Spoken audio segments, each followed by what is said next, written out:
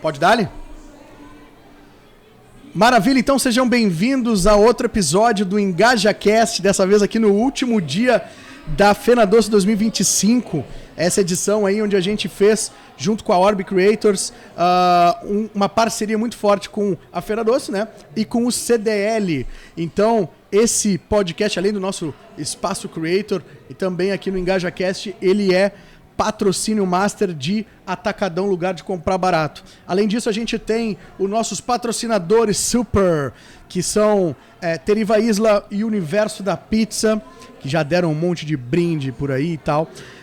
Também a gente tem os patrocinadores Evoke Energy Drink, Ozirnet, Erva Mate Pantanal, Miranda Móveis e Tordilho Alimentos, além de apoio de área de gestão de marcas, Fábrica Podcast, da turma aí do Douglas, do Alisson, toda essa estrutura que está sendo feita aqui para os 19 dias de feira. Tu quer levar um podcast para dentro do teu negócio? Chama os guri ali da Fábrica Podcast, que eles fazem isso com maestria e rápido também. Isso que importa, né? Porque a gente vai, monta estrutura e tá resolvido sem dor de cabeça. Também os nossos parceiros DDM Arquitetura, que fizeram todo o layout e o design dos nossos espaços por aqui.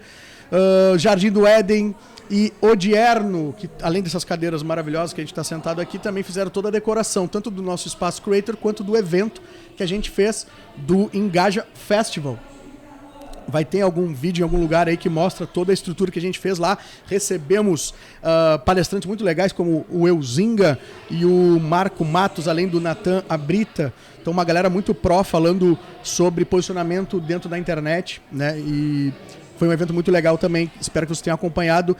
E hoje eu tô com ele, cara, um cara que eu queria bater um papo há muito tempo. Ele tá num desafio agora, assim como eu, de sair um pouco dos bastidores e botar a cara um pouco, porque a gente entendeu que mostrar a cara vende mais, então a gente não é burro e a gente quer fazer uma grana com isso também, né, cara?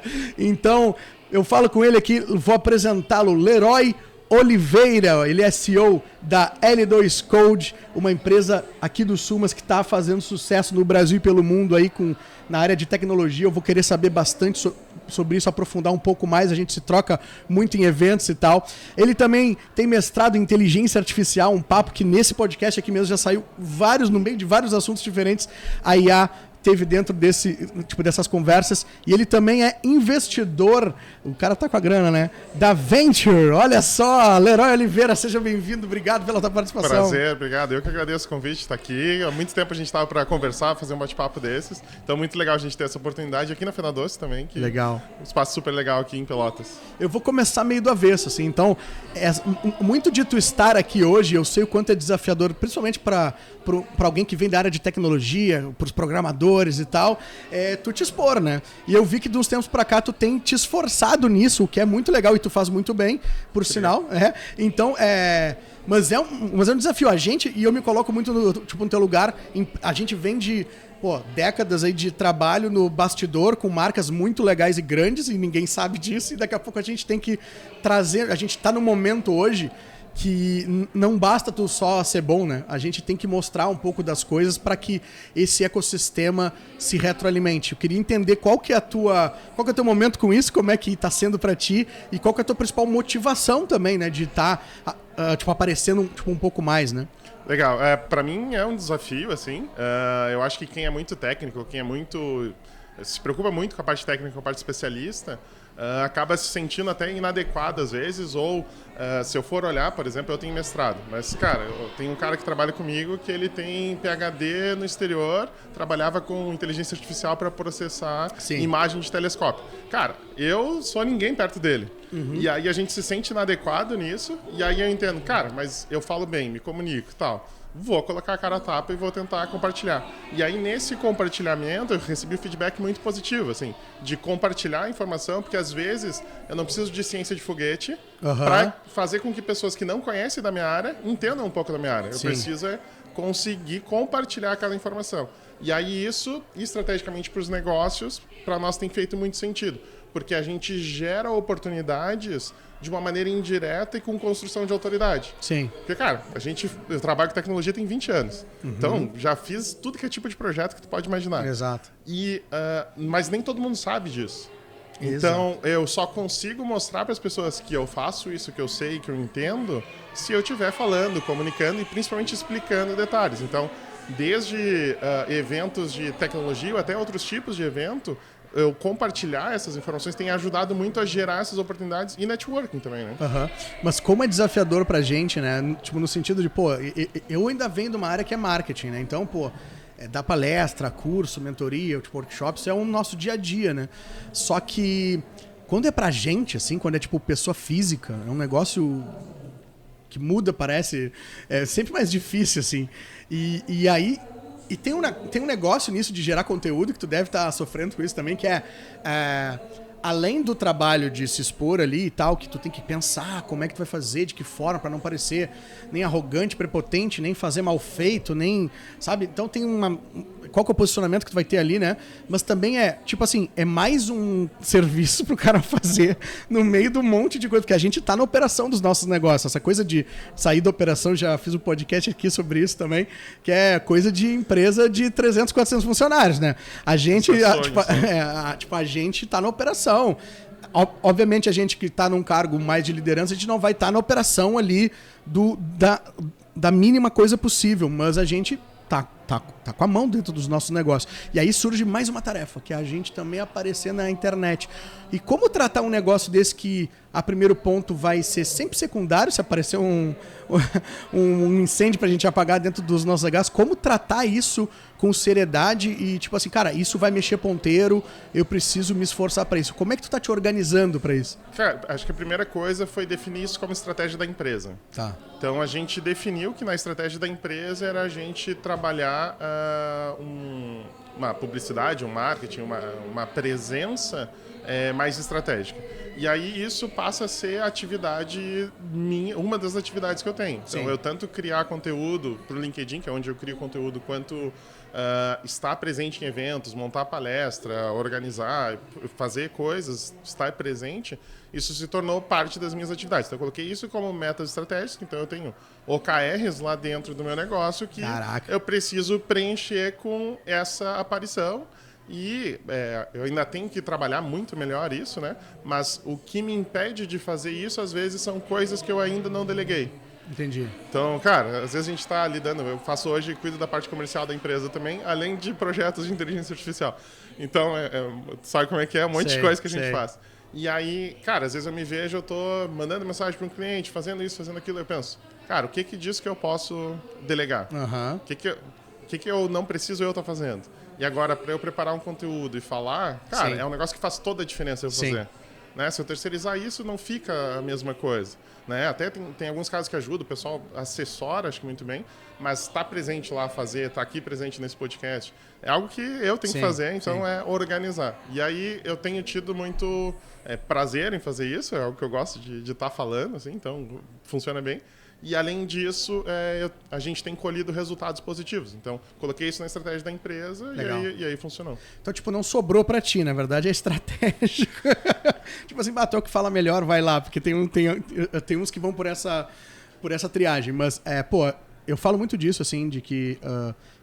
Mas, de novo, quando faço pros clientes, é sempre mais fácil, né? Tipo, traça o plano, que posicionamento que o cara vai ter lá e tal, não sei o que lá. Quando é pra gente, tu fica assim, mas que caminho que eu vou? Como é que eu vou fazer? O que eu tô fazendo? Eu não tô tão organizado com o OKR dentro da empresa, tipo, nesse ponto, mas eu tô com a meta diária de criar conteúdos diários. Seja de feed, seja de... Eu tô focando um pouco mais no Instagram, porque eu entendo ali que tem um trabalho de educação a ser feito. Aí o meu sócio Gabriel, por exemplo, ele tá fazendo uma coisa mais de LinkedIn e tal, que é mais a cara dele. Eu não sou tão formal, e então eu vou pro Instagram. E aí eu vou ver o que vai acontecer ali. Mas... Tem muitos canais, né, cara? A gente pode fazer coisa no YouTube, que é um trabalho que fica mais perene, né? Dura mais tempo. Tipo, o Instagram tem um pico de audiência naquele momento, depois aquilo some. O LinkedIn, próximo disso, tem um pouco maior, assim. Só que o YouTube fica, né, cara? Então, cada caso é um caso. Mas o que eu falo muito até pros meus clientes que a gente ajuda, assim, cara, vamos lá. Se o Guilherme Benchimol tá fazendo conteúdo, mostrando a cara, e tem tempo pra isso, velho. Então a gente vai ter que dar um jeito, né? Porque a gente vê muito das marcas grandes fazendo coisas muito legais. E óbvio que os caras têm marca grande, estrutura de marca grande, isso facilita muito a vida do cara. Tem, sei lá, 10, 15 pessoas para assessorar só o perfil pessoal dele, possivelmente. Mas o ponto não é porque é uma estratégia que o cara tem outras ferramentas para executar que eu não vou executar dentro do meu negócio. A gente vê muito isso dentro do marketing, branding. A gente sabe que o resultado vem de tu construir marca forte. E isso é um trabalho de construção de marca, não de vincular isso a um produto ou tipo, a um serviço tipo, específico.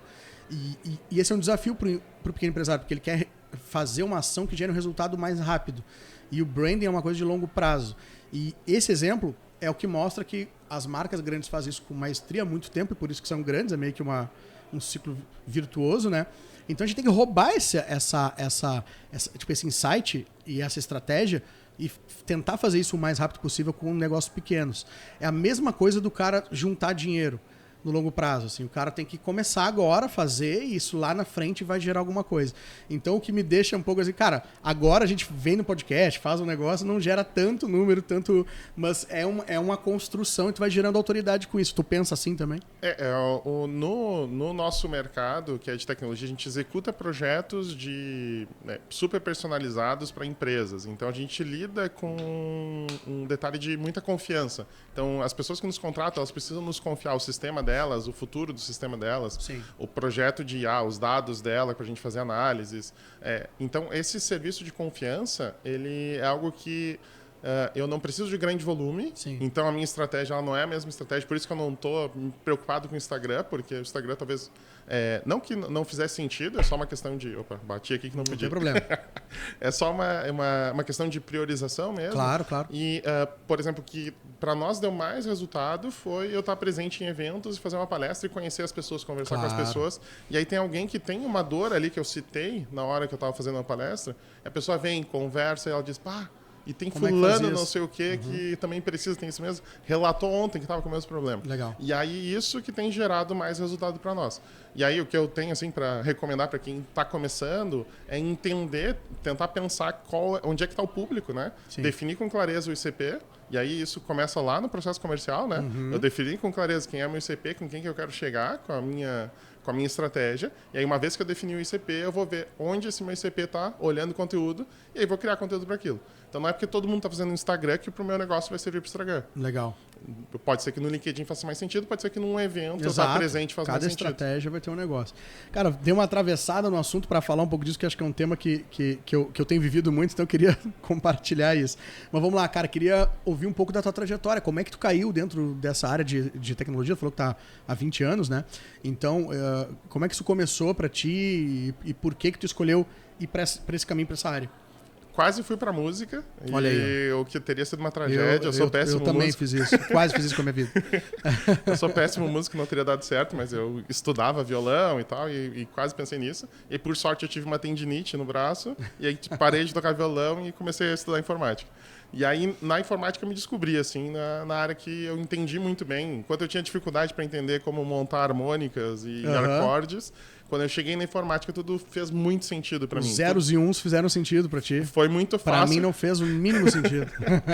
E era engraçado, porque eu via o professor explicando, as pessoas tentando prestar atenção, os colegas de aula, né? E, cara, para mim tudo era muito simples e eu ficava até em dúvida se eu estava entendendo certo ou não, porque todo mundo tinha dúvida, tinha pergunta. Tá, mas como é que tu foi parar dentro de uma faculdade? Tu começou a gostar disso antes, né? Possivelmente. Comecei a gostar antes. Assim, de ter computador em casa. Tive contato com o computador. O primeiro computador que eu tive contato foi naqueles de tela verde. Tinha uns joguinhos lá. Eu lembro disso também. Meu pai comprou. Que ano isso aí, meu? Cara... 90 aí? Acho que 94, 95, Sim, 96. Legal. E aí meu pai, ele tinha uma visão, ele trabalhava na Petrobras, trabalha ainda, né? Mas na época ele teve contato com o computador, entendeu que aquilo era o futuro, trouxe um pra dentro de casa e disse, olha aí, brinca, te diverte. Dá uma olhada nisso. Eu mexia no DOS lá, aprendia a listar diretório, coisa assim, mas não sabia nada de programação, mas gostava daquilo, né? E aí o meu primeiro contato profissional foi num curso do Senac que eu fiz manutenção de computadores. Tá. Então eu consertava o computador, aí consegui um emprego numa lojinha, comecei trabalhando, e eu não me imaginava trabalhando com programação naquela época. Eu achava que, não, ficar escrevendo letrinha sentado é sem graça, legal é estar mexendo aqui, abrindo o computador e tal. E aí, quando eu comecei a fazer programação, eu descobri o poder da programação, que na programação que me encanta, né, o que me encantou, é que tu tem um mundo digital ali que tu pode fazer o que tu quiser. Materializar coisas no digital ali, né? Então pensa num Minecraft, por exemplo, né? Que o Minecraft tu cria qualquer bloco e coisa. Na programação é nisso, só que com 0 e 1 que tu vai programando para fazer o que tu quiser. O que tu imaginar, tu consegue construir. E aí aquilo me deu assim, um sentimento assim, de liberdade, e eu comecei... Minha primeira assim, aventura que aconteceu depois na programação foi dentro do curso técnico que eu fiz em Rio Grande, no CTI. Eu organizei junto com os colegas e tal um grupo de desenvolvimento de jogos. Tá. Então a gente desenvolvia jogos e eram jogos educativos e tal, e a gente conseguiu bastante espaço, notoriedade. Chegamos a levar, apresentar em lugares diferentes, em eventos e etc. E, cara, foi muito legal. Naquilo que eu era um dos organizadores, o pessoal do mercado viu e me convidou para trabalhar em empresa. Eu comecei trabalhando numa empresa ali em Rio Grande, que era a Warb, que era uma empresa de desenvolvimento de sistemas. Legal. E aí começou assim minha carreira. E aí, cara, com 22 anos eu estava quase engravatado, acho que de terno e camisa, 22, 23 anos, indo para Claro atender o cliente, assim. Que massa. E foi tudo muito rápido, assim, que aconteceu. E aí comecei nisso a trabalhar em projetos sérios, projetos complexos. E aí, aos poucos, foi acontecendo, assim. E aí foi crescendo, evoluindo. E aí surgiu, em algum momento, uma vontade muito grande de eu montar um negócio. Comecei a pensar, tinha ideia de, não, vou montar um novo Facebook e vou ficar milionário. Mas isso lá com os 22 ou isso passou um tempo? Aos poucos isso foi acontecendo. Eu fui vendo oportunidades e aí comecei a pensar. E aí, em paralelo ao que eu estava fazendo de trabalho, eu estava tentando criar coisas e tal. Então eu percebi que eu era empreendedor, mas na minha cabeça eu só era um aventureiro que queria criar um novo Facebook, assim. E aí descobri que criar um novo Facebook não é barbado. Não é para qualquer um. Depende muito de dinheiro, depende de muita coisa. Sim. Depende de marketing, depende de... Não é só o criar ali a parte de tecnologia, né? Tem muito mais que isso. E aí tive algumas tentativas frustradas e depois comecei aos poucos a fazer projetos como freelancer, assim. Então pegava um projeto aqui, um projeto ali, fazia um site, fazia um sisteminha pequeno. E aí depois, em mais ou menos 2014, por aí, eu comecei a fazer isso de maneira mais sistemática, de maneira mais organizada. Aí junto com outros colegas, outros amigos, a gente montou, e aí no início de 2016, 2017, onde surge a L2. Nessa época eu estava trabalhando no serviço público, para ter uma ideia. Ah, é? Então nessa época eu trabalhava no serviço público e Fazendo o quê? Eu era na área de informática também. Ah, tá. Mas eu tinha uma jornada reduzida, eu trabalhava 6 horas e aí sobrava 4 horas tranquilo para eu montar o negócio. Foi quando surgiu a L2, juntei uns amigos, a gente começou a fazer. E aí, cara, até que as coisas começaram a estruturar em 2019, a gente começa a ganhar mais corpo. E aí, junto com... E como é que foi os primeiros clientes ali? Cara, foi... A gente teve alguns clientes que surgiram de indicações, de projetos, pessoas que a gente já conhecia do mercado. E depois disso, a gente acabou pegando um cliente que era uma empresa semelhante à nossa, só que muito maior. E começou a trazer projetos bem complexos para a gente trabalhar e a gente basicamente fazia a execução do projeto enquanto eles faziam um monte de coisa. Bateu alguma coisa bem forte. Estourou um negócio. E aí, nisso, a gente começa a crescer time, começa a organizar, começa a atender outros clientes maiores. E tudo foi surgindo de relacionamento. A gente não tinha... E clientes maiores, o que pode citar alguns nomes? Ou tipo claro, de perfil, indústria... alguns clientes que a gente começou a fazer alguns projetos relativamente grandes, tá? Em um deles, que foi um projeto bem significativo assim, que a gente trabalhou, foi para o Sesc de São Paulo. Ele era em parceria com uma agência que atendia eles e a gente fazia alguma parte dos sistemas. E aí teve uma parte do sistema que era super complexa, que era de venda de ingressos.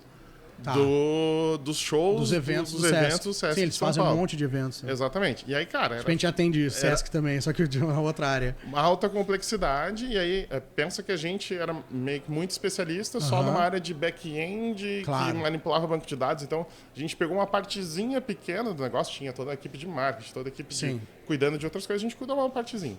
Depois disso, a gente... nisso... A gente cria relacionamentos com pessoas de outras empresas. E aí essas pessoas elas começam a chamar a gente. Então, a gente não tinha uma operação comercial para fazer isso funcionar. Entendi. A gente foi montar uma operação comercial 2 anos atrás. 2 anos e meio. E aí era um conhecia o outro e tal, indicava, e aí surgia clientes. Hoje a gente atende, por exemplo... Ali em 2020, mais ou menos, foi a época da pandemia, foi quando começaram a surgir outros clientes maiores. A gente começou a atender clientes do setor do crédito, clientes do setor do agro, clientes de startups também, até Legal. aqui da região. Então a gente começa a ter clientes que vão aparecendo por causa dessa rede de relacionamento. Sim. E a gente começa a atender eles e aí aos poucos vai crescendo. Legal, cara, legal.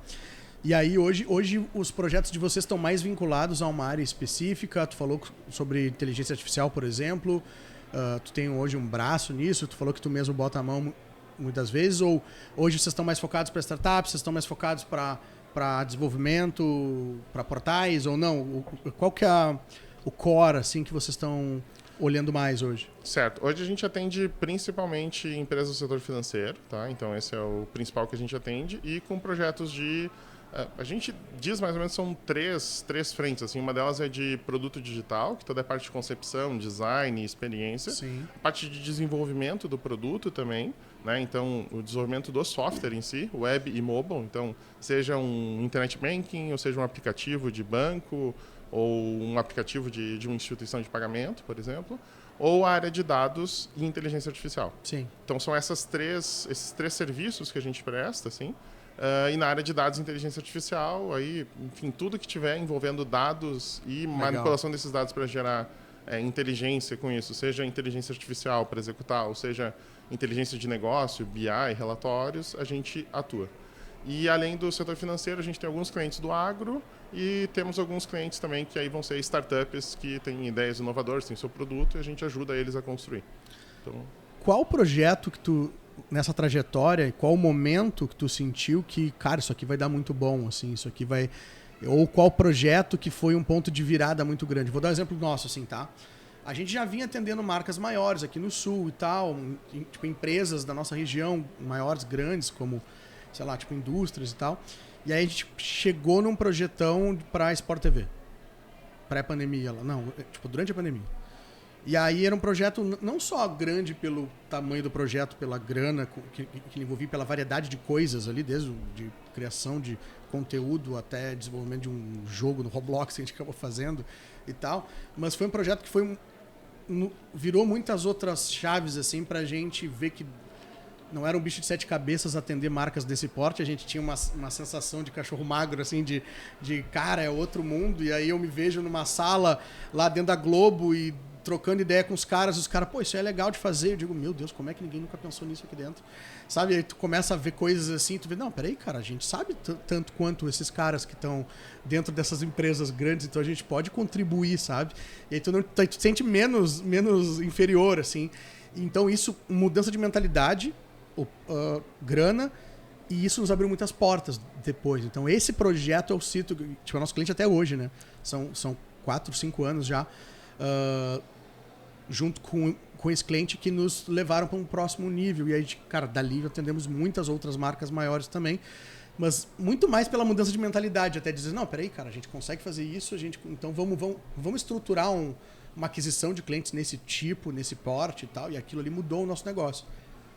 Como é que foi para vocês isso? Teve esse projeto ou foi algumas outras coisas que fizeram isso? Acho que teve algumas vezes isso, em tamanhos diferentes, e a gente vai entendendo, beleza, conseguimos atender esse cliente maior.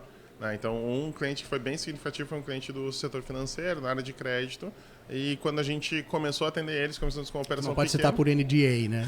Já vi que não. Beleza. E aí, acho que não tem problema, é a Fundacred em Porto Alegre. Se tiver problema, não nos processe, vocês são muito legais.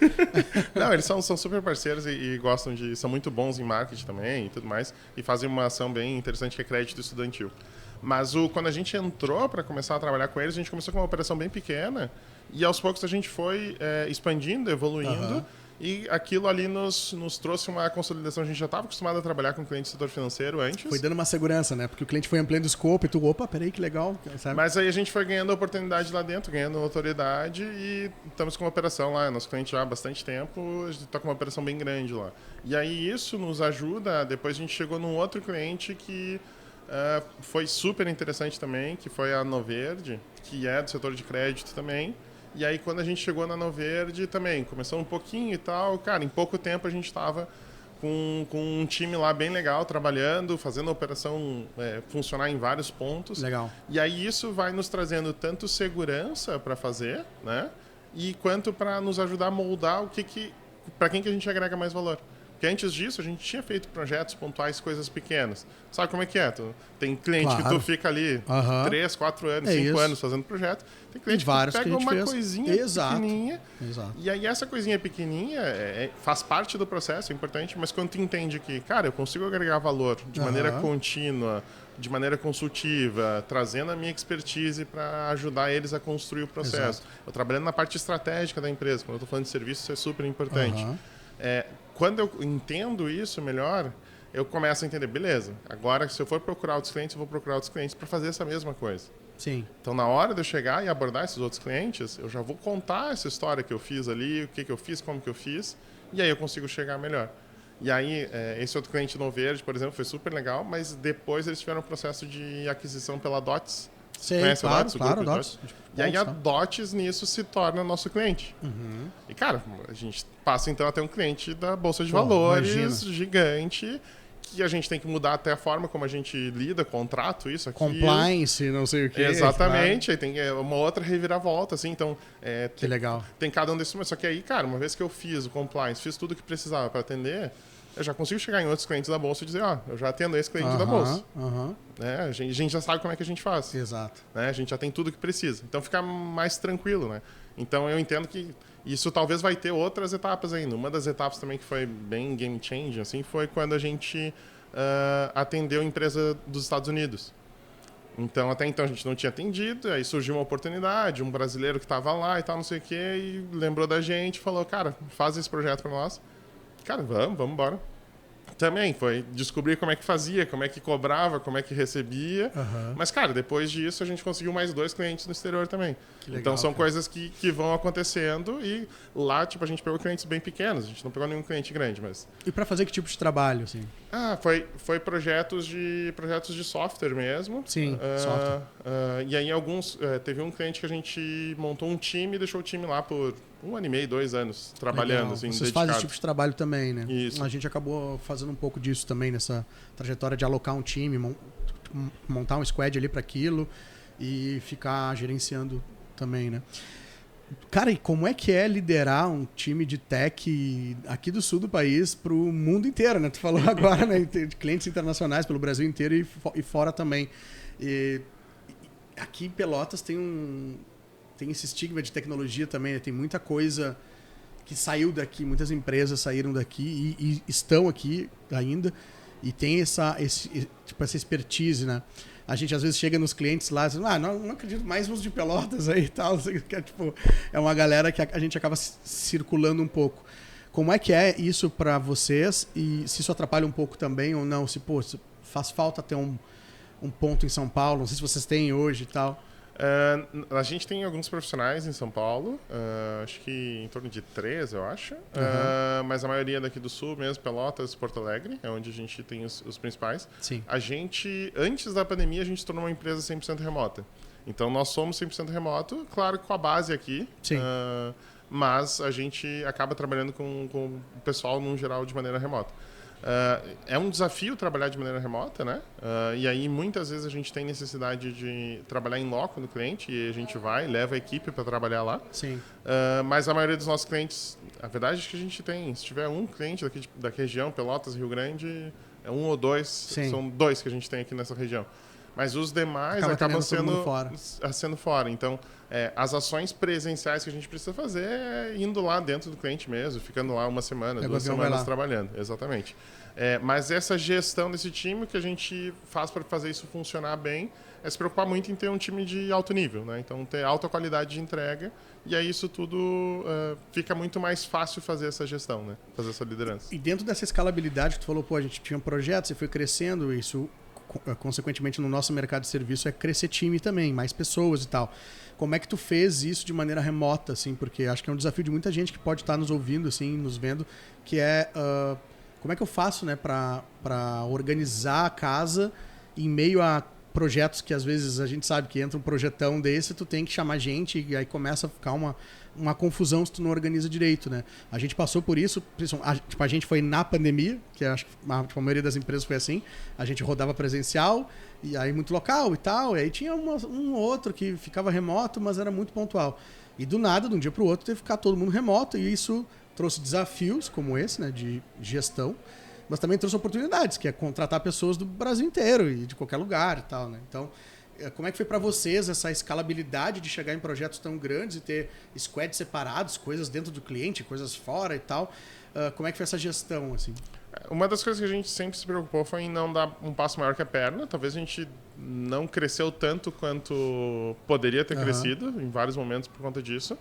Mas a gente sempre entendeu que a gente se preocupou em melhor entregar com qualidade do que pegar 15 mil coisas ao mesmo tempo e não conseguir fazer. Então esse acho que foi um dos primeiros princípios.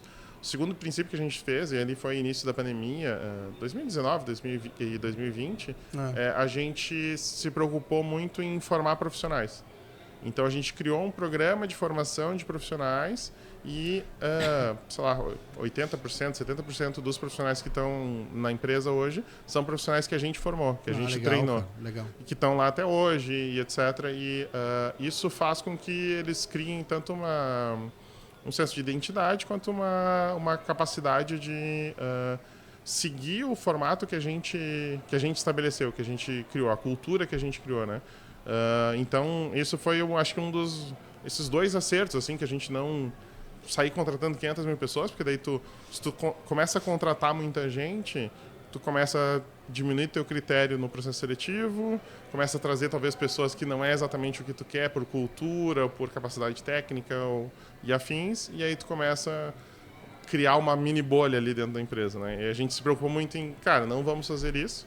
Mesmo quando teve pandemia, que foi uma época que o mercado de tech deu um boom, assim, uma explosão, a gente não cresceu mais do que devia. Foi mais pé no chão, para ser mais sólido. Bem mais pé no chão, e isso nos fez nos manter consistente nos clientes que a gente estava, né? Boa. Então, cara, a gente recusou projeto, por exemplo, que era coisa que normalmente as empresas não fazem, e a gente, não, isso a gente não consegue fazer agora, daqui 2 meses, 3 meses, às vezes a gente perdeu o cliente por causa disso, paciência, mas, cara, todos os clientes da base a gente tratou com muito cuidado, assim.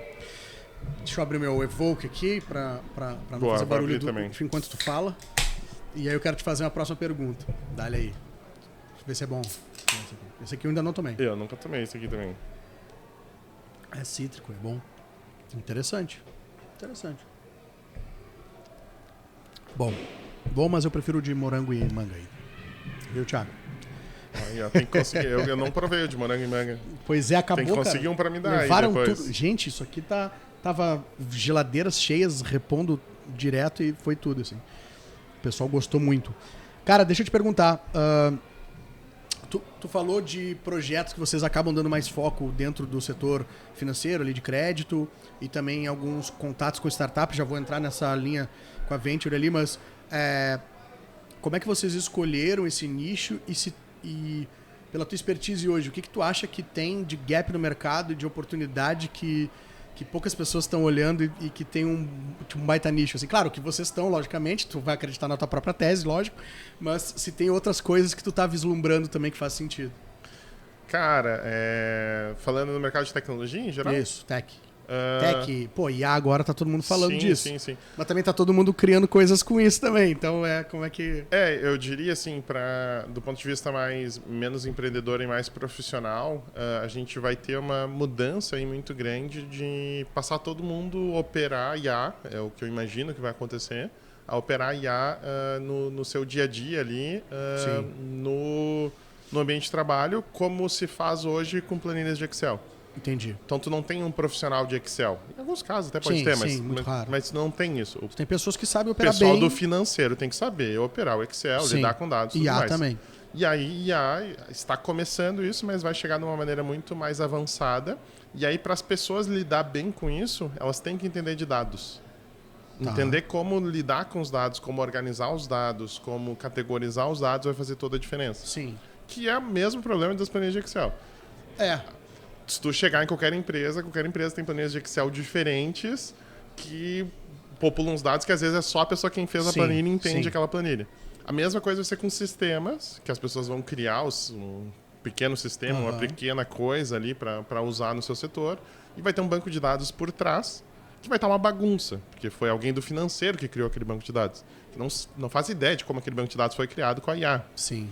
Então, aqueles profissionais que entenderem isso e se tornarem mais habilidosos, ou tiverem mais conhecimento de dados e de como organizar essas informações, eu entendo que eles vão lidar bem com isso. E aí isso serve tanto, talvez, para empresas, né, para fazer isso, mas principalmente eu vejo para carreiras profissionais, eu vejo que isso é algo que vai ter um espaço muito grande Legal. Em todas as áreas.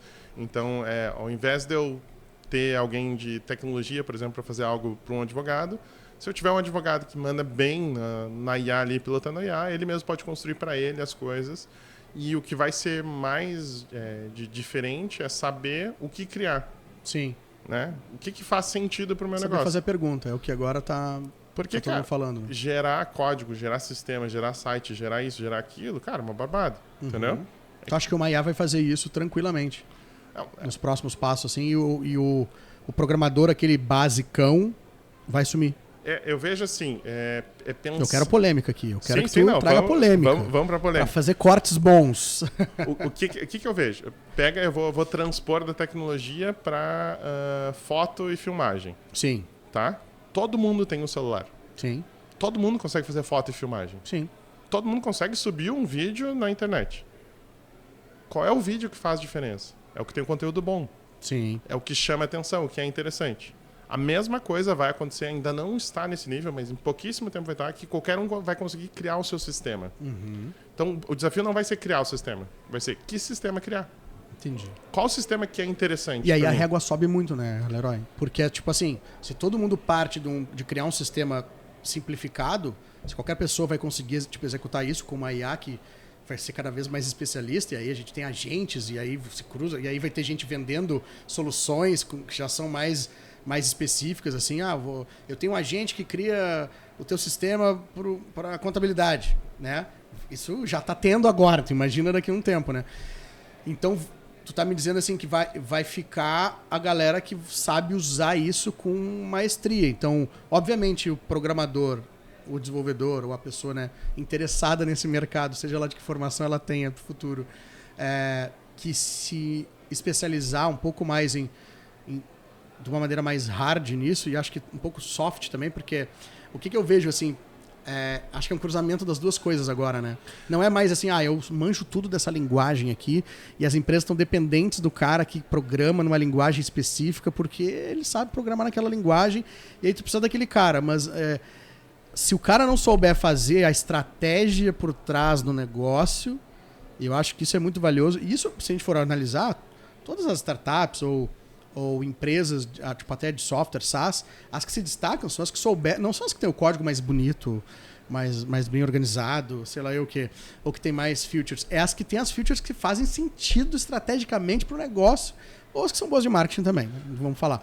Com certeza. Eu faço um exercício de reflexão para as pessoas que estão numa palestra que eu faço, que é interessante, que é, cara, imagina que tu tivesse todo o código fonte do Instagram. Tu ia ter um Instagram? Não é assim, né? Por que tu não ia ter o Instagram? Porque o Instagram não tem a marca do Instagram, vamos começar por aí. Mas eu vou criar um outro negócio que é igual, mas é com outra marca, né? Exatamente, mas tu vai pegar todo o código igual. Isso. Tu vai lançar hoje. Cara, tu não vai ter um Instagram. Isso. Porque depende de construção de base de clientes, depende de pessoas utilizando o sistema, depende de marketing, depende das pessoas confiarem naquilo. Do timing. Eu já perdi o timing de fazer um tipo Instagram. Já existe, também tem isso, né? Quantas vezes o Google tem vários históricos de tentar criar rede social e não conseguir? Sim. Depois do Orkut, enfim, que o Orkut foi um side project lá que virou importante. Mas depois que o Orkut começou a morrer, o Google foi lá, tentou criar o Google Plus, eu acho que era o nome. E, cara, não deu certo. E, cara, uma empresa bilionária com marca, com nome, não conseguiu criar um concorrente pro Instagram. Também não deu lá. Então, são coisas que a gente entende que para um negócio, o código não é a coisa mais importante. Ele é essencial para fazer funcionar numa startup, numa iniciativa, mas ele não é a parte mais importante. Inclusive, as técnicas que se tem criado hoje para tu criar uma startup o código eu penso por último, primeiro eu valido a ideia. Sim. Né? Então, eu vou primeiro validando aos poucos a ideia, depois eu vou criando o código. E a primeira validação da ideia, às vezes, é com uma publicidade. Sim. Eu faço, se tem demanda. Faço uma publicidade, vejo se tem alguém interessado em comprar aquilo. Começar pelo começo da jornada. Ver se tem demanda para um anúncio ali que eu levo o cara para algum lugar. Exatamente. Se ninguém clicou no anúncio, cara, as pessoas não vão, ninguém vai baixar o aplicativo, ninguém vai entrar, vai se cadastrar. Quem é que vai dar seus dados num site que a pessoa nem quis clicar, entendeu? Então, a lógica se inverteu. E aí, voltando um pouquinho naquela questão de o que é soft, o que é hard skill, eu imagino que, aí eu fazendo previsão para o futuro, que a gente vai ter 2 movimentos. Um de profissionais de tecnologia que vão ir muito mais para o hard, tipo engenheiro da Ferrari, engenheiro da Renault. Como tu falou, trabalhar com dados mais de onde é que sai isso daí, como é que eu linko as coisas dentro de uma corporação. Ou até não, eu digo mais profundo mesmo. Nessa parte, mais profundo mesmo. Tipo o quê? Engenharia pesada de software. Porque o que existe discussão se a IA vai ser capaz de gerar coisas muito complexas. Então, hoje, a IA que existe hoje, ela não consegue gerar e não tem nenhuma previsão de que ela vai conseguir gerar. Entendi. Então, por exemplo, um sistema complexo é um sistema operacional, como o Windows ou o Linux, certo? Certo. A IA hoje, ela não consegue criar um novo concorrente para eles. Ela não tem... Não pela incapacidade de fazer o código, mas sim de pensar o que está por trás ou não? Mais ou menos. Pensa que a IA ela só é uma geradora de probabilidade. Ela só gera... Tipo, ela viu um monte de coisa, aí ela vai lá e vai gerar alguma coisa com base naquilo que ela viu. Sim. Se ela acaba ficando um pouco genérico. Se ela nunca viu algo novo, ela não tem como gerar algo novo. Porque ela sempre gera baseado naquilo que ela viu. Entendi. E esse algo novo vai precisar sempre de engenheiros para fazer. Legal. A não ser que se crie uma outra IA muito avançada. Existe gente que teoriza que pode ser, mas a IA que tem hoje não consegue fazer. É uma boa tese. Então, vai precisar de gente muito especialista. Muito profunda. Muito profundo. Só que isso hoje já é necessário... Um bom corte. Bom corte, boa. Deu. Virou Evoque em tudo. Vou ficar famoso agora. Tomei banho de Evoque, aí tem que ganhar um fardinho lá em casa, né? Boa. E aí, cara... Alô, Thiago, manda um fardo pra ele. Ele vai tomar um banho. Por favor, vou querer um fardo ou tomar um banho em casa. Agora vai ser bom sair daqui parecendo que eu tô mijado. Vai ser maravilhoso.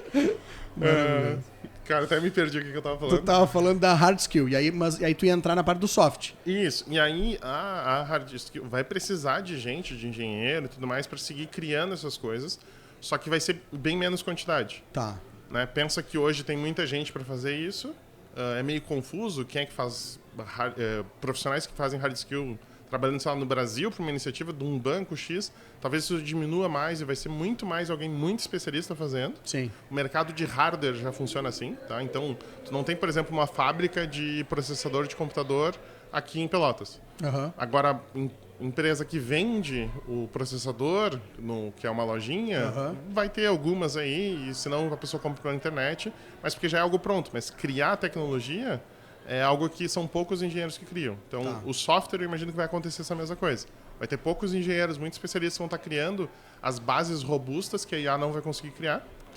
E, do outro lado, vai ter pessoas utilizando isso. E aí, as pessoas que vão estar utilizando vão ser as pessoas que vão ter que aprimorar muito o soft skill. Entendi. Então, o profissional de tecnologia hoje, ou ele vai muito pro hard skill, e aí ele tem que ser, tipo, sei lá, top. Só que aí é pra poucos, né, Leroy? Pouquíssimos, que é que nem engenheiro mecânico. Quantos engenheiros tu conhece que trabalham fazendo carro de Fórmula 1? Sim, nenhum. Nenhum. Agora, quantos mecânicos tu conhece? Exatamente.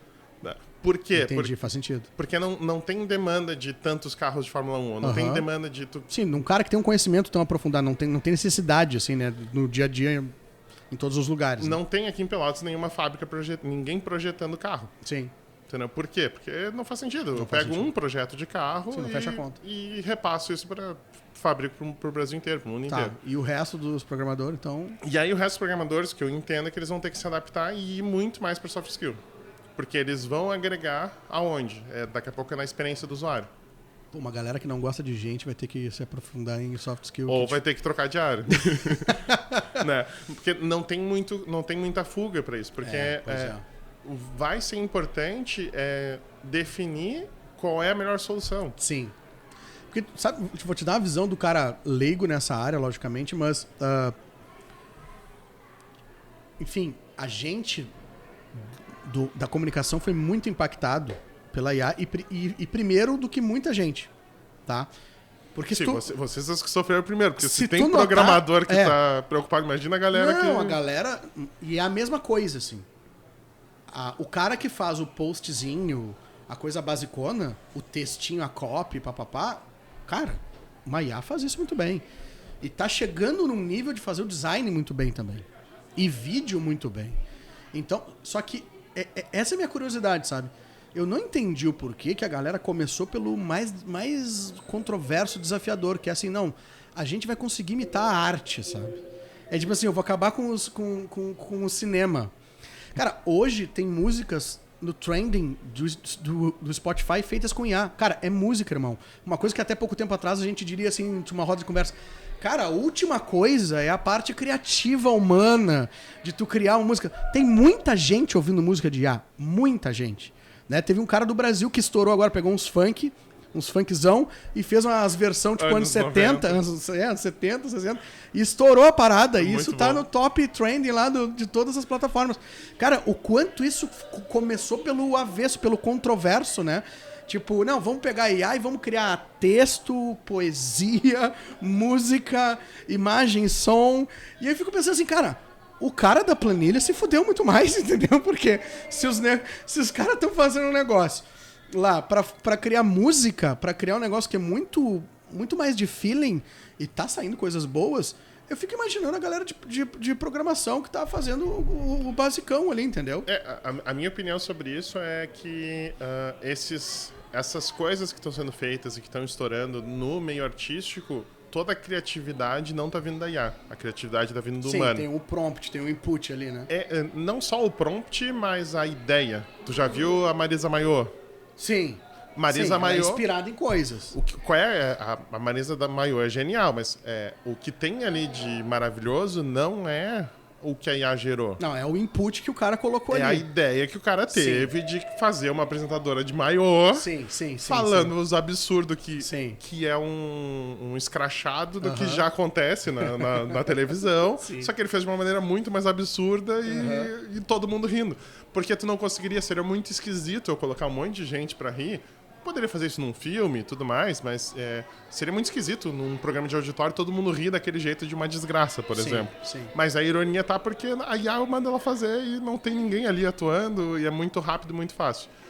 Então, isso se torna uma ferramenta pro criativo. Claro. E o criativo que, cara, não sei quem é que fez Marisa Maiô, mas digamos que seja um gurizão na casa dele, tá entendendo? Tipo isso.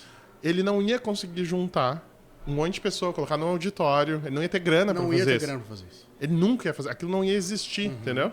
Então, essa tecnologia permite que pessoas que tenham ideias mirabolantes e criativas coloquem isso porque tem ferramenta.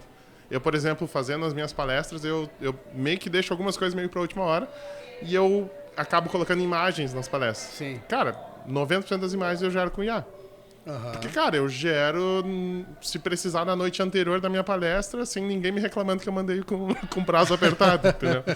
E, num geral, algumas coisas dessas eu não ia contratar alguém para fazer, ia ser um processo muito demorado e tudo mais. Então, fica muito mais fácil, eu só ia deixar... Tá, vamos lá. Ainda tem o olhar, ainda tem as coisas. Eu entendi a parte de, tem que ter um cara que teve a ideia para projetar aquilo e aquilo acontecer. E ele sobe na ferramenta, que a IA não faz todo o processo ainda. Eu entendi isso. O principal não é isso. O principal é que a IA hoje ela não é criativa. Ela parece criativa. Ela copia coisas. Ela copia coisas, isso. Ela não é criativa. Exato. A gente não tem uma IA que seja criativa. Tá, mas vamos lá. 90% dos profissionais copiam coisas. Exatamente. Então, se você é profissional, copia alguma coisa, se preocupe, porque a IA vai fazer melhor do que tu. Exatamente. A IA copia melhor do que o humano. Exatamente. Não, sem erro, né?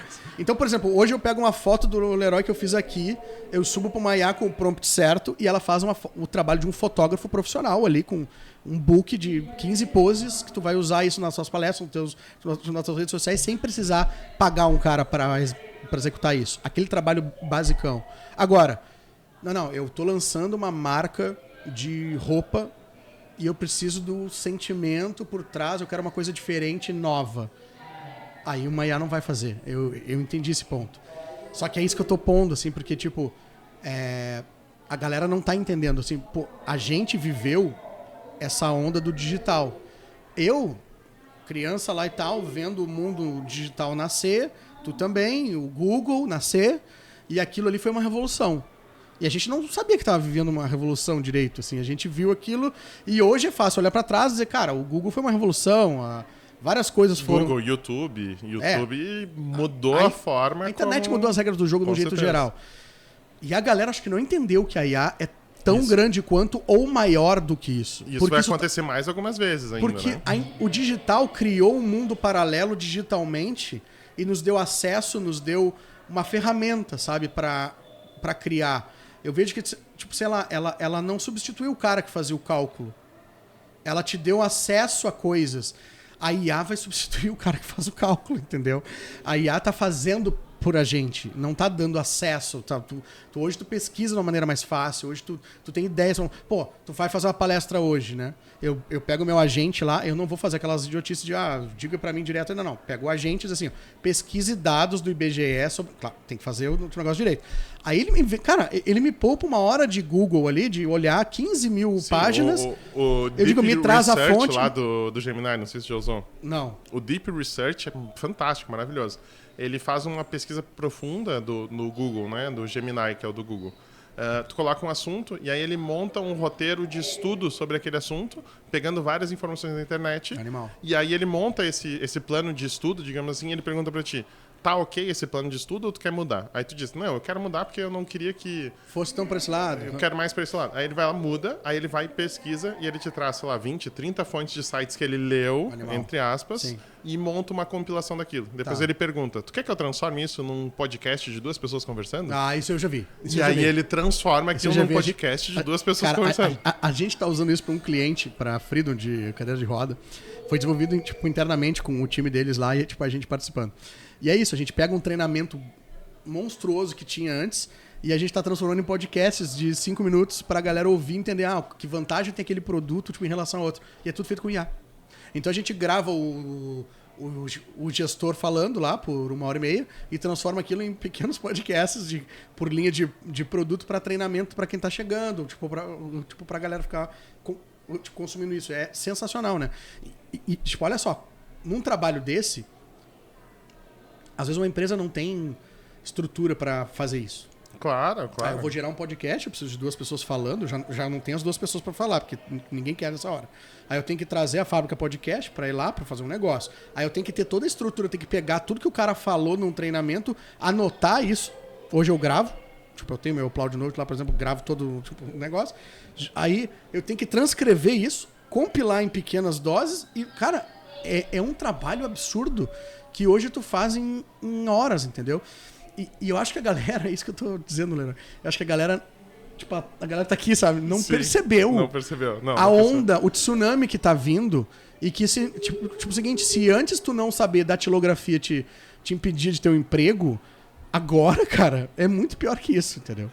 E aí eu penso que entra um papel muito importante, que é o dos curadores, dos influenciadores, que é da pessoa que, de alguma maneira, diz para grande público, grande massa, que não tem tempo, para dizer o que é interessante e o que não é. Por exemplo, eu estudo inteligência artificial, pesquiso, leio, tudo mais, beleza. Sobre marketing, cara, eu não tenho tempo para ler sobre IA e sobre marketing. Então, se eu precisar consumir algum conteúdo de marketing, porque eu preciso do meu trabalho, eu tenho que recorrer a um influenciador, alguém que eu confie que vai me dizer o que é interessante ou não. Porque só o conteúdo que é gerado, qualquer um pode gerar. Que hoje está muito fácil. Verdade. Então, o curador ele se torna cada vez mais importante. E aí tem outra coisa que eu acho que é interessante, que aí é uma oportunidade que eu vejo principalmente para os meios de jornalismo, eu diria, para a área do jornalismo, que é a questão de veracidade. A gente vai ter muito conteúdo falso sendo gerado. Sim. Então, eu volto a ter uma necessidade de ter órgãos de checagem, de que sejam referências de que aquilo é verdade. Sim. Porque, cara, eu consigo gerar um vídeo teu, sei lá, eu... Tipo fake, fazendo qualquer coisa. Indo pro espaço, entendeu? E aí, cara, o que diz que tu foi pro espaço ou não? E até tu negar que não foi, e a gente vai ver muito disso. Podia ser algo bem polêmico. Um político que tá traindo a esposa. Exatamente. Um caso entre, sei lá... E até o cara desmentir, negar aquilo já virou... E aí vai ter um espaço, acho que grande, e aí o desafio do mercado é quem é que vai pagar essa conta. Porque esse é o desafio do mundo hoje, né? Eu preciso sempre ter alguém que pague isso. Então, hoje, como o conteúdo é muito fácil, o que paga é publicidade, talvez, né? Sim. E aí tem que ter pessoas, as pessoas têm que entender o valor disso para poder olhar e aí gerar publicidade. Os teus projetos de IA hoje são voltados para um nicho específico ou porque acho que tem muita oportunidade hoje, como eu tô falando, tem um cara que sabe tudo de IA e tem nichos, segmentos diferentes que tu tem que tentar aprofundar e aí eu acho que mora uma oportunidade muito legal, assim. Eu vejo que tem uma galera, por exemplo, dentro do nosso meio, assim, criando ferramentas para com IA tu facilitar o marketing e vendas, tá? Então, cara, tem SDR que é 100% IA. E aí tem ferramenta para isso. E aí o cara e aí tem empresas e com programadores, com desenvolvedores que estão se atentando a isso, dizendo assim, não, peraí, tá. Só que tipo, daqui a pouco vai ter um monte de coisa solta. Eu preciso organizar isso, fazer essa transformação. Igual se falava em transformação digital, tipo, um tempo atrás. E, tipo, muita empresa nem conseguiu, tipo, não deu tempo de fazer transformação digital. Não, a gente fica falando de IA e coisa. E aí tu pega e vê algumas empresas que talvez tenham bancos no Brasil ainda, que tem um sistema antigão em COBOL, tá entendendo? Tem empresas que não têm uma planilha digital do financeiro. Sim. Não tem uma planilha de Excel, que faz um caderninho.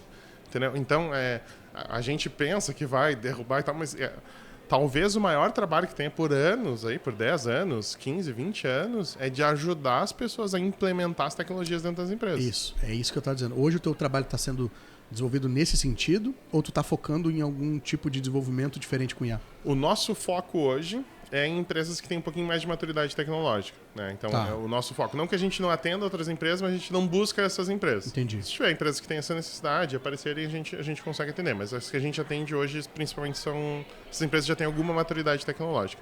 Porém, tem um trabalho que a gente está fazendo que a gente chama de diagnóstico de oportunidades de IA.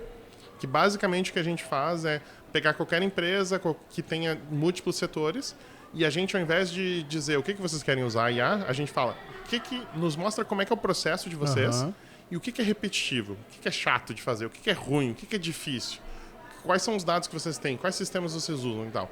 E a gente junta isso e entende onde que tem oportunidades de melhorar o processo. Então, a IA, o que ela melhor funciona? É para simplificar ou para facilitar atividades repetitivas. Então, eu criar automações para fazer coisas que, teoricamente, eu faria de maneira normal, só que se eu quiser escalar, eu tenho que colocar várias pessoas para fazer, e eu quero simplificar isso, porque essa tarefa é repetitiva, essa tarefa é contínua. Sim. Então, eu vou colocar uma IA para fazer aquilo, ou não uma IA, mas é um conjunto de automações, né, que são os agentes, basicamente são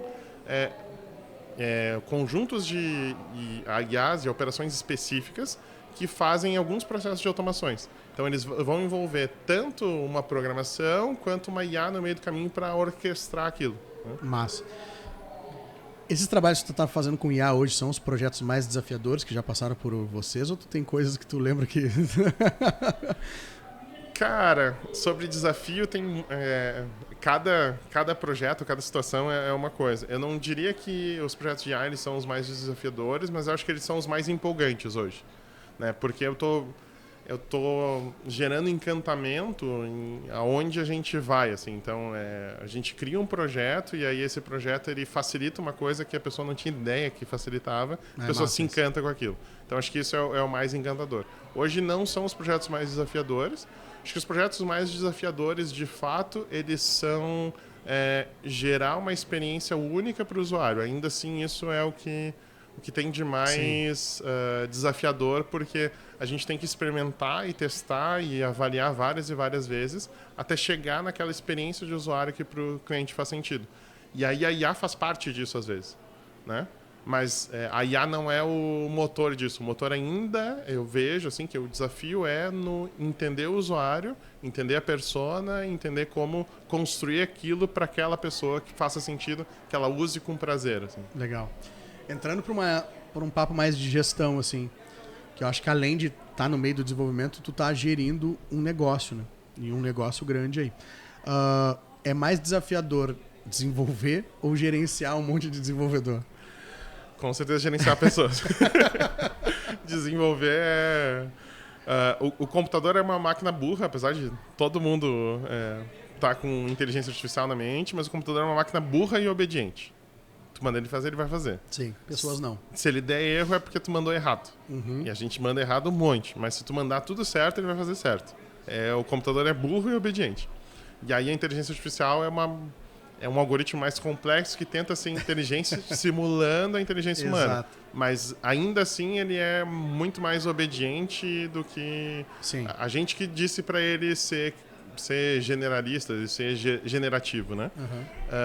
E aí quando eu estou lidando com pessoas, e aí seja as pessoas que eu tenho que gerenciar, fazer gestão, enfim, no próprio cliente ou no próprio usuário ou na equipe, eu tenho que entender essas complexidades e ajudar essas pessoas a produzir, a fazer. Então é um desafio bem diferente e que tu tem menos controle. Sim. Tu exerce mais gestão de fato, né? Então tu programar, tu tem controle ali do que tu tá fazendo. E quando eu tô lidando com pessoas, eu tenho que influenciar elas de alguma maneira a fazer determinadas ações. Total. Pelo pouco que eu conheço do teu negócio, eu já entendi que vocês lidam com um time bastante sênior, né? Com uma senioridade grande, assim. Como é que é o processo de vocês acharem boas pessoas para trabalhar dentro desse mercado que é tão competitivo? Cara, isso é um desafio e é uma coisa que a gente vem amadurecendo. A gente tinha um processo aí com as IAs, já ficou um pouco mais difícil esse processo, porque a galera usa IA para fazer as coisas. Então a gente criou alguns testes que a gente aplica com as pessoas para ver se as pessoas entendem alguns princípios que a gente tem. Sim. Então, alguns princípios são princípios base de computação, outros princípios são de agilidade que a pessoa tem para entender uma regra de negócio e transpor isso para um código. Legal. Então, eu tenho um problema e aí o que a gente faz nos testes que a gente faz, a gente dá os problemas de maneira muito genérica e superficial, quase como se fosse um cliente falando algo. Legal. Que é muito aberto, para a gente ver o quanto que a pessoa ela consegue, a partir daquilo, gerar uma resposta. Então, a gente nem espera uma resposta específica. Entendi. O que a gente quer saber é a capacidade que a pessoa tem de... uma provocação ali para ver se o cara consegue sair bem. Consegue interpretar aquela demanda, aquela necessidade, Sim. e a partir disso criar algo que faça sentido, com programação, enfim. E aí, depois a gente vai para uma outra etapa que é de... Tipo uma sabatina de perguntar para ele, tá, mas e se o cliente tivesse pedido isso ao invés disso? O que tu faria? E Sim. nesse caso, o que tu faria? Então, a gente faz isso no processo seletivo. E a outra coisa que a gente fez foi o processo de formação mesmo, né? A gente entendeu que a formação dos profissionais, o que a gente faz, a gente tem um programa de trainees que a gente tem ali na L2, que basicamente a gente pega pessoas que estão no último semestre da graduação. Sim. E aí a gente traz a oportunidade do primeiro emprego nesse processo de trainee.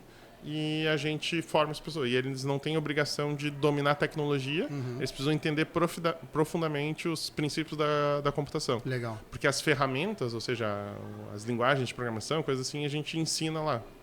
Isso não é problema. O importante é que ele domine muito bem os fundamentos. Show. E como é que tu foi parar lá na Venture, então?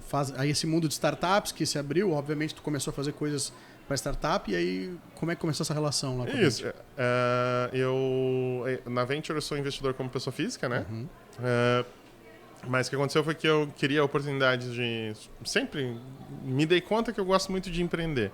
E aí surgiu essa oportunidade, me convidaram, me indicaram para ser investidor ali. E aí eu acabei entrando para um grupo e faço, junto com vários outros investidores, a gente investe em algumas startups. Eu faço parte de um grupo, tem umas 5, 6 startups que eu sou investidor, junto com um outro grupo de pessoas. E aí eu entrei para isso e fez muito sentido para mim, porque eu consigo, com a minha experiência e maturidade em tecnologia, eu consigo ajudar essas startups a como se estruturar melhor. Então, eu estou acostumado a lidar com projetos, por exemplo, da DOTS, que tem uma alta complexidade. Foi uma startup lá muito tempo atrás, teve toda uma trajetória. Perfeito. Eu consigo entender o que eles fizeram, onde que eles estão, e trazer um pouco dessa maturidade para essas startups que eu estou sendo investidor, mentor, enfim. Legal, cara. É um mercado de startup, tu acha que ainda... Acho que viveu um hype ali grande, né? A gente viu muitos investimentos de qualquer jeito, sem muito... até já foi alguns painéis de uma galera falando bastante disso, assim, de que teve uma época de qualquer coisa e não era tão maduro, assim. Hoje é um mercado muito mais maduro. Também perdeu um pouco desse hype. Acho que ainda tem. Se tu circula no meio, ainda tem muito disso, mas eu digo pro grande público, acho que deu uma... Assim como qualquer coisa, né? Ela bate num teto e depois ele vai para uma normalidade e aquilo vai crescendo de maneira orgânica. E é bom porque o mercado dá uma profissionalizada. A gente vive isso, por exemplo, no marketing de influência. Teve a época ali de pandemia, já vinha com as blogueiras e tal, papapá, mas veio uma época de pandemia que todo mundo virou creator, de repente, e aquilo deu um boom e uma loucura, assim. E aí isso, obviamente, depois tipo, acalma, vira outros assuntos, mas o mercado se profissionaliza, né? Como é que tu enxerga essa relação com as startups hoje? Tu sente, estando dentro como investidor e estando dentro de uma empresa, tipo, enfim, de uma instituição como a Venture, que é super conceituada, que os investidores também estão muito mais criteriosos e a régua subiu mais? Ah, sim, com certeza. Isso foi alguma coisa que aconteceu. Subiu muito a régua de avaliação e de até entendimento. Na pandemia, acho que foi o tempo de mais alvoroço de acharem que qualquer negócio tinha que colocar dinheiro. O mercado foi uma loucura, assim, né? Tanto de startups quanto de tecnologia. Sim. Foi uma insanidade, assim, praticamente. Seja da carreira profissional, as pessoas achando que iam trabalhar e ficar milionário, e 500 mil startups surgiram também achando a mesma coisa. E aí tem esse movimento de retração que acaba sendo normal. Então, tudo que estava facilitado se torna retraído, mas hoje ainda tem muita oportunidade e pessoa que está nos ouvindo, se tiver uma ideia que achar interessante, tem muita oportunidade para criar startups, para criar negócio. Tem ainda muito e o mundo vai precisar cada vez mais disso. O que eu vejo só que acaba acontecendo e que tem acontecido é que empresas entenderam que essa é uma forma muito boa de eu validar ideias e hipóteses novas. Sim. Então, eu começo a ter empresas, isso talvez tenha uns 5, 6, 10 anos, que começam a criar seus laboratórios de inovação interna. E essas empresas, o que elas fazem muito é pegar startups que estão começando, que tem uma ideia que tem a ver com aquilo que elas estão pensando, e trazem para dentro da empresa para ir fazer. Então, porque o que acontece? Tu pega dá um exemplo de um banco aqui, sei lá, Banco do Brasil, por exemplo. Sim. Por Banco do Brasil testar algo novo é muito caro. Claro. É burocrático, né? Burocrático, ele tem que fazer um monte de coisa. Uhum. Agora, o que é mais fácil? Ele pegar, seja ele criar uma startup dele, ou seja, abrir um programa pegar uma startup que já esteja fazendo. E testar um novo cartão que... faz alguma coisa diferente. Legal.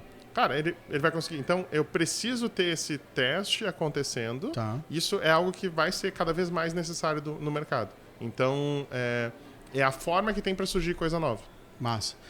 Se tu fosse o cara que nesse momento tá com uma boa ideia na cabeça, qual o passo a passo que tu faria até chegar num ponto legal de, cara, tem uma startup para eu bater na porta de uma venture da vida? Cara, tem um conceito que é o de MVP, que é Minimal Viable Product. Então, é o produto mínimo viável. Tem que criar esse MVP, tem que ser muito simples, enfim, tem que estudar bastante disso, mas criar esse produto mínimo e testar ele. E aí, testar para tu saber... E antes de criar, será que eu não deveria começar a frequentar esses ambientes para entender um pouco mais? Acho que é válido, né? Sim, com certeza. Tem toda uma cultura de startups, e aí tem eventos, tem Startup Summit, por exemplo, que vai ter em Florianópolis mês que vem.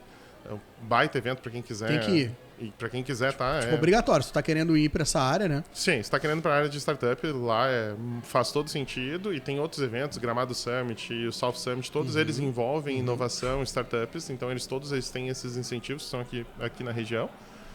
E aí tu entender como que as jornadas das pessoas... foi a jornada dessas pessoas que criaram essas startups. E aí, claro, isso se atualiza com o mundo de agora, né? Isso. Então, eu preciso me atualizar. E aí tem vários métodos disso. E aí procurar programas de aceleração. Então, tem programas de aceleração, por exemplo, tem uma startup que a gente está criando da L2, que é um braço da L2 num produto de IA que a gente está fazendo. Massa. A gente inscreveu e tá com o produto ali está no processo de aceleração do Rampa. Sim, aqui. Então, a gente está ali, sem custo nenhum, e está tendo mentorias de como criar o produto e tudo mais. Então, tem vários desses espaços de inovação que as pessoas podem frequentar e, inclusive, submeter a sua ideia, criar e ser acelerados, por exemplo. Então, tem vários lugares que estão fomentando isso. É o velho cola com quem sabe para tu atalhar caminho, né? Não tem muito mistério nisso. Cara, obrigado pelo papo, maravilhoso. Ficamos aqui um tempão falando. Foi muito enriquecedor falar com gente que entende do assunto. É muito massa sempre. E te agradecer aí por ter topado. Eu que agradeço a Evoque aí pelo banho. Quer deixar um contato, o site de vocês? Sim, por favor. Então, quem quiser me procurar no LinkedIn é Leroy Oliveira. Então, só pesquisar. Não tem muitos Leroys, então não vai ser difícil. Nosso site é l2code.com.br e o Instagram também é l2code.com.br. Maravilha, então esse foi o EngajaCast, aqui direto da 31ª FenaDoce 2025, mais fácil eu falar o ano, se eu esquecer o número que é. Apresentado por Atacadão, em realização com a FenaDoce, com CDL e a Orb Comunidade Criativa, Orb Creators aqui, que está tanto no Espaço Creator quanto aqui no EngajaCast.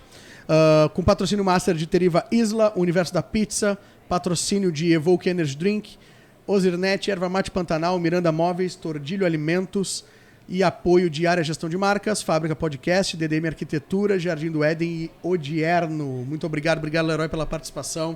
Até o próximo episódio, turma. Obrigado, até mais.